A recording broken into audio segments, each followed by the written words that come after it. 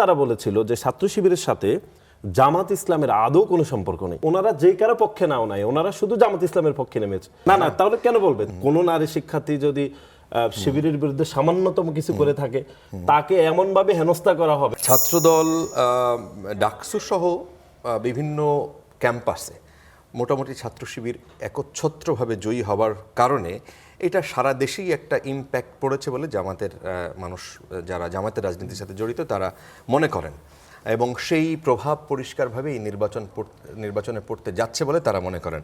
আপনার কি মনে হয়? আপনাকে ধন্যবাদ। আমাদের দুইজন সহ-আলোক আছেন, তাদেরকে ধন্যবাদ জানাচ্ছি। আমি একটু শিবিরের সাধারণ সম্পাদক, উনি দুই একটি কথা বলেছেন, আমি একটু দুই একটা বিষয়ে একটু দ্বিমত প্রকাশ করতে চাই।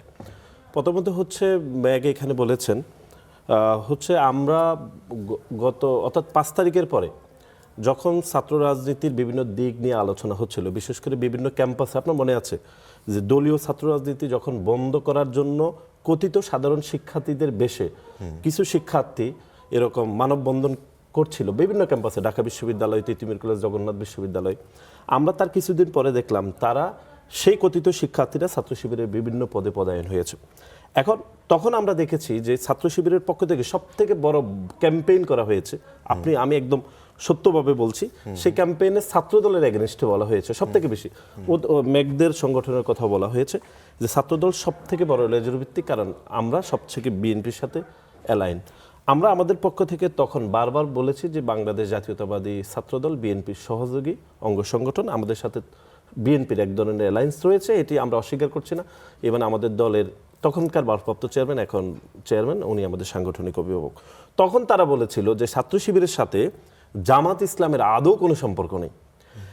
আমরা যেটি দেখলাম এই যে ডাকসু নির্বাচনের পরে, অর্থাৎ যারা ডাকসু নির্বাচনে যারা জয়ী হলেন, যে নানা বিতর্ক তর্ক এই নির্বাচনের মাধ্যমে, তারা পরক্ষণে জামাত ইসলামের বিভিন্ন ক্যাম্পেইনে যাচ্ছে। কিন্তু আমি এটা বলছি না যে তারা ক্যাম্পেইনে যেতে পারবে না, কিন্তু তাহলে গত 1.5 বছর ধরে শিক্ষার্থীদেরকে কেন বিভ্রান্ত করা হলো? আজকে সিকদাতুল্লাহ এখানে বললেন যে কারো পক্ষে নামতে পারে, না, এটি একটি ভুল ব্যাখ্যা। ওনারা যে কারো পক্ষে নাও নাই, ওনারা শুধু জামাত ইসলামের পক্ষে নেমেছে। কিন্তু তারপরও আমি দেখলাম ছাত্র শিবিরের এখন বর্তমান সভাপতি আগের দিন উনি জামাত ইসলামের পক্ষে প্রচারণা করলেন, পরের দিন বললেন জামাতেরই ছাত্র সংগঠন। না, তাহলে কেন বলবে? তাহলে কেন বলবে যে বাকিরা লেজুর ভিত্তিক, আমরা লেজুর ভিত্তিক না? তাহলে তো এটা দ্বিচারিত আমার কাছে মনে হয়। তাহলে আপনি বলবেন না, তাহলে আপনি বলবেন যে আমরা সবাই আমরা লেজুর ভিত্তিক। যদি আপনি সে অর্থে লেজুর ভিত্তিককে ডিফাইন করেন, তাহলে আমি মনে করি এটি খুবই দুঃখজনক।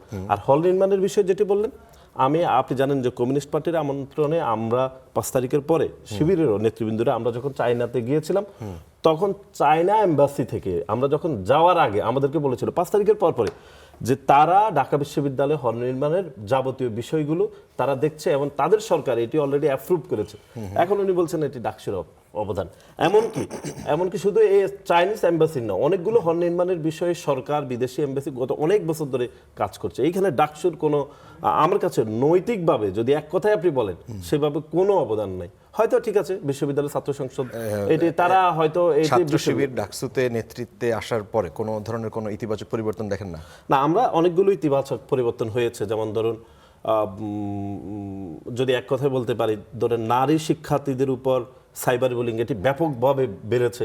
আগে হয়তো ইতিবাচক ঘটনা এরকম, এখন এত বেশি বেড়েছে। ধরেন আপনিও ধরেন এই যে এখন আপনি টকশো করছেন, আপনি সিকদাতুল্লাহকে একটু কঠিন কোশ্চেন করেন, দেখবেন আপনাকে এমন গালিগালাজ করবে।